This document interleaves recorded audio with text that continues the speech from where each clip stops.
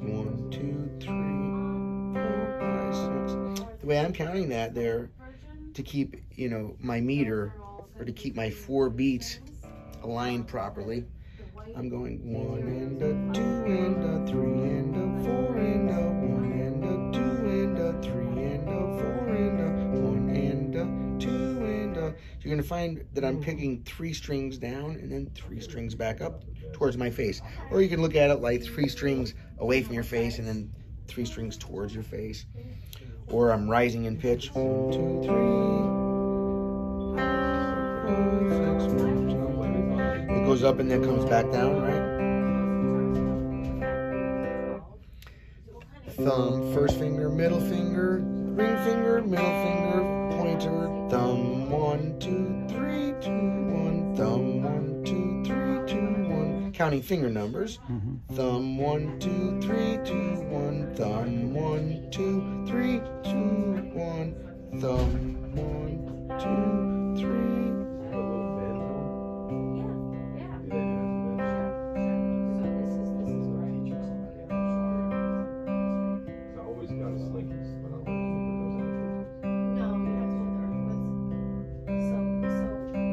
You can change chords, and then I just changed the group of strings. So I was, for the C chord, I was doing these 4 strings in the center.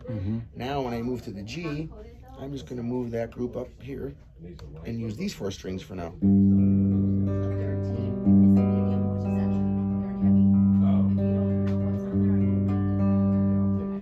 And then A minor, you can keep it where the C was, and grab that open A, which sounds great.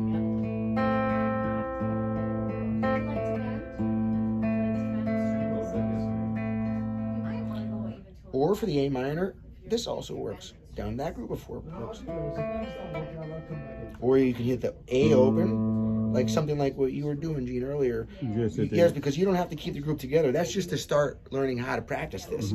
You know, you keep your group together at first, and what that does is develops basically a muscle memory for the spacing of the strings. After a few weeks of practicing over here, the muscle memory should kick in, and then you don't have to look here as much.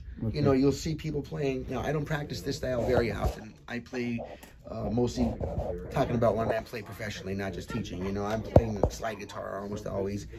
So I'm used to picking over here, but it's a different technique than I'm using. I'm using my fingers usually to mute over here, and then only strike certain,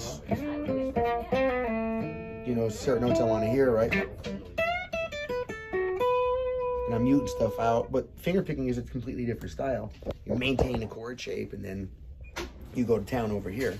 So if you want to, after, you know, if you want to use the same video as a way to train after you get this down well enough, you know, you could keep it here, like I said, for the A minor to start. Then to challenge yourself, once that becomes easy, keep your A minor chord there. But now I like to keep that the first note because it's the open A note, so it really pronunciates the chord change. And then instead of the next string right next to it, just move it down and then use these 3 as your group of 4. This one and then these 3 as a group of 4.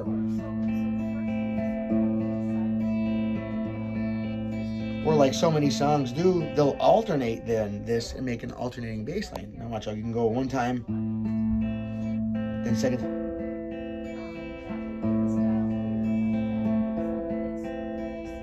So these fingers are always doing the same thing. It's just the thumb is alternating back and forth between 5th string and then 3, 2, 1, 2, 3, and then 4th string.